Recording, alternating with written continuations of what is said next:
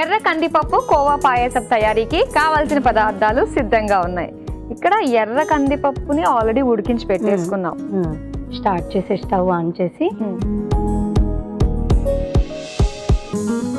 నెయ్యి వేసుకొని ముందుగా డ్రై ఫ్రూట్స్ ని కొంచెం దూర కలర్ లో వచ్చేలాగా వేయించేసుకుందాము. ఒక స్పూను నెయ్యి గుడ్ ఫ్యాట్ అండి కాబట్టి మంచిగానే వేయచ్చు. కొంచెం వేసేసి కొంచెం కరగాలి. కరిగాక డ్రై ఫ్రూట్స్ వేయించి అంతలో నేను ఇక్కడ పాకం పట్టేస్తాను. కొంచెం మనకు పాయసంకి ఇందులో జీడిపప్పులు అండ్ కిస్మిస్లు ఇందులో వేసేద్దాము. వేసేసి కొంచెం నెయ్యి కరిగాక జీడిపప్పు ఇవి వేగాక కిస్మిస్ తొందరగా వేగుతుంది కాబట్టి కొంచెం త్వరగా అది నాకు కొంచెం ఇందులో కొంచెం వాటర్. ఓకే, ఎక్కువగా కాదు, కొంచెమే వాటర్ పోసి బెల్లం ఎంత వేయమంటారు? బెల్లం వేయండి. ఓకే కదా. యా, అలాగే ఖర్జూరం కూడా వేస్తాం కదా. ఖర్జూరం కూడా వేస్తాం కాబట్టి స్వీట్ కరెక్ట్ గా ఖర్జూరం కోవా ఇన్ని ఉన్నాయి కాబట్టి కొంచెం కలుపుతూ ఉంటే ఇది. కిస్మిస్ కూడా వేసేసి ఇది ఏమో మొత్తం ఈ ఉండలు లేకుండాను మెత్తగా మొత్తం అయిపోతుంది. ఇది కూడా మనకు కాస్త కరిగింది కదా. ఇప్పుడు ఈ టైంలో మనం ఏం వేయచ్చు? ఇందులో ఖర్జూరం యాడ్ చేయాలి.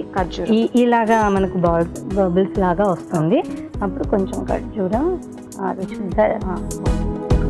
ఓకే. ఇది కొంచెం ఇది యాక్చువల్లీ ఆ ఫ్లేవర్ ఏదైతే ఉంటుందో అది కలిసిపోతుంది. అవును. యా, ఇవి తీసేస్తున్నాను.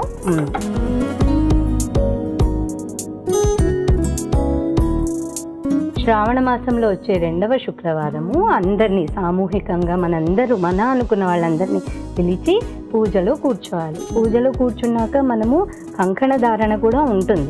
కంకణ ధారణ అయ్యాక మనం అమ్మవారికి 3 ప్రదక్షిణలు చేస్తాం.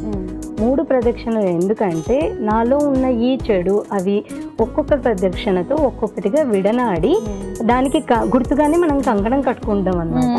అప్పుడు స్టోరీలో చెప్తారు, ఫస్ట్ ప్రదక్షిణ కట కాళ్ళకి గజ్జలు వచ్చాయి, 2వ ప్రదక్షిణ ఆభరణాలు. మేము చిన్నప్పుడు చూసుకునే వాళ్ళం కాళ్ళకి గజ్జలు వచ్చాయా. ఆ తర్వాత ఇక్కడ అయిపోయింది, రెడీ అయింది. కోవా కూడా యాడ్ చేసేద్దాము.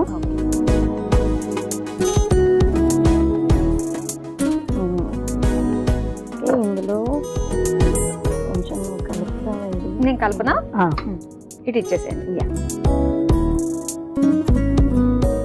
మూడవ ప్రదక్షిణకి మొత్తం వాళ్ళ ఇల్లు మొత్తం స్వర్ణమయం అయిపోయిందట అని చెప్తారు. స్వర్ణమయం అంటే సుఖ సంతోషాలతో ఉన్నారు అనేసి. సో అంతటి విశిష్టమైన దాన్ని విష్ణువు అమ్మవారికి చెప్పారట. లక్ష్మి, నీ భక్తురాలైన చారుమతి దేవికి ఇలాగ చెప్పు, దీని ద్వారా ఆవిడే కాదు ఆవిడతో పాటు ఉన్న అందరూ కూడా ఆనందంతో ఉంటారు అనేసి చెప్పారట. అందులో కథలోనే వస్తుంది. మేము ఇది డాన్స్ డ్రామా కూడా చేసాము. చారుమతి దేవి. అయితే దీని మీదే మీరు మాకు అభినయంతో చూపించాలి. ఇప్పుడు నెక్స్ట్ ఏం వేయాలి మనం చెప్పండి. ఇందులో పప్పు ఉడకబెట్టుకున్న పప్పు వేసి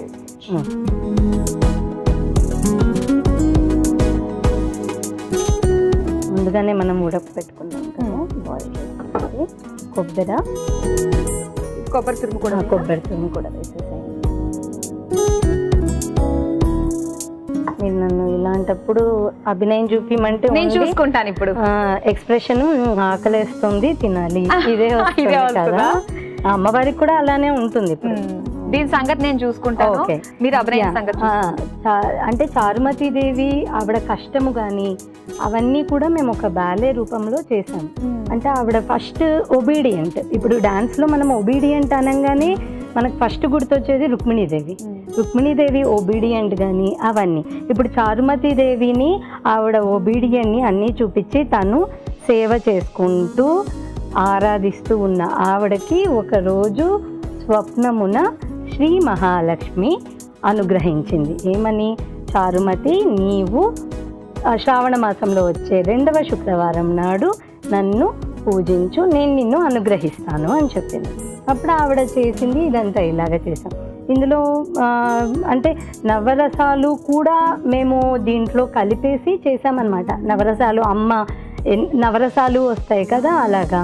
ఇప్పుడు నవరసాలు తీసుకుంటే శృంగారము చారుమతీదేవి పూజ చేస్తుంటే వాళ్ళకి వచ్చిన దాన్ని చూసుకొని వాళ్ళకి పట్టరాని ఆనందంతో, శృంగారం అంటే ఉట్టి శృంగారం అనే కాదు కదా, ఆ ఆనందంతో మేము ఇలాగ ఫర్దర్ మా తరతరాలు డెవలప్ అవుతుంది అన్న దాంట్లో వచ్చి ఒక్కొక్కటి అలాగా మేము డాన్స్ బ్యాలేలో చూపించాము. కానీ మీరు ఇవి ఇస్తున్నారు కదా పోస్టర్స్, అవన్నీ ఫింగర్స్, ఇవన్నీ కూడా అసలు ఎంత బాగా అనిపిస్తుందంటే చూస్తుంటేనే. చిన్నప్పటి నుండి నాకు గుర్తుండి, చిన్నప్పటి నుండి నేను డాన్స్ లోనే అలాగే ఉండిపోయాను. ఇప్పుడు ఎంతవరకు వచ్చిందండి మనకి? వస్తే ఇప్పుడు ఇలాచి వేసేసి కొంచెం ఇలాచి,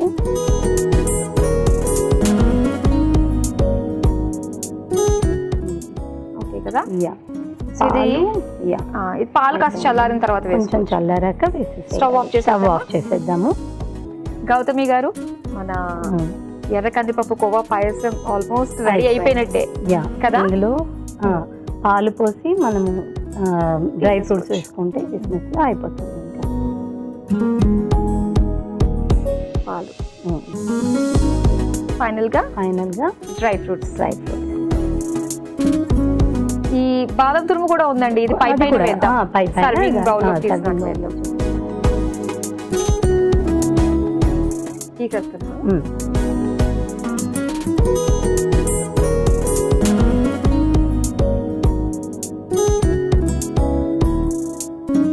ఫైనల్ గా బాదంతో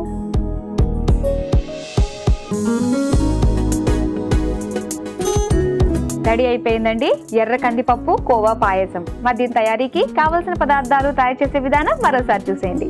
ఎర్ర కందిపప్పు కోవా పాయసం తయారు చేసుకోవడానికి కావలసిన పదార్థాలు: నెయ్యి 2 టేబుల్ స్పూన్లు, జీడిపప్పు కొద్దిగా, కిస్మిస్ కొద్దిగా, బెల్లం 1 కప్పు, ఖర్జూరాలు 1 కప్పు, పచ్చి కోవా 1 కప్పు, ఉడికించిన ఎర్ర కందిపప్పు 1 కప్పు, పచ్చి కొబ్బరి తురుము 1 కప్పు, యాలకుల పొడి 1 టేబుల్ స్పూన్, పాలు 1 కప్పు, బాదం తురుము కొద్దిగా. ఎర్ర కందిపప్పు కోవా పాయసం తయారు చేసుకునే విధానం: స్టవ్ ఆన్ చేసి పాన్ లో నెయ్యి వేసి కరిగాక అందులో జీడిపప్పు, కిస్మిస్ వేసి వేయించి తీసి పక్కన పెట్టుకోవాలి. మరో స్టవ్ ఆన్ చేసి పాన్ లో నీళ్లు, బెల్లం వేసి కరిగించుకోవాలి. తర్వాత అందులో ఖర్జూరం వేసి మగ్గించుకొని తర్వాత అందులో పచ్చికోవా, ఉడికించిన ఎర్ర కందిపప్పు, పచ్చి కొబ్బరి తురుము, యాలకుల పొడి వేసి కలిపి చల్లార్చుకోవాలి. తర్వాత అందులో పాలు పోసి కలిపి సర్వింగ్ బౌల్ లోకి తీసుకుని పైనుంచి బాదం తురుము వేసి సర్వ్ చేసుకుంటే ఎర్ర కందిపప్పు కోవా పాయసం రెడీ.